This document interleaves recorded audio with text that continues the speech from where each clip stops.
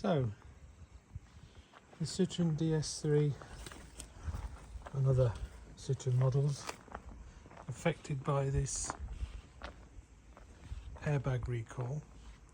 I know there's been lots of horrifying stories of not being able to use your car for over a year and all that, but I'd just like to report on this vehicle.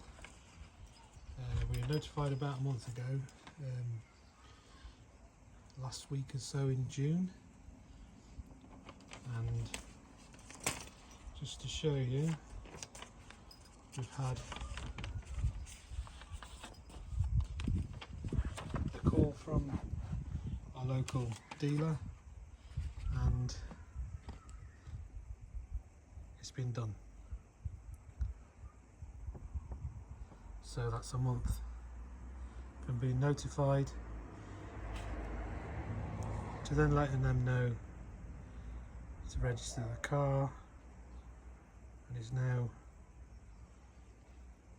been done, and it's the passenger and driver's side airbags changed. So it's not everybody that's going to suffer long term, but I do know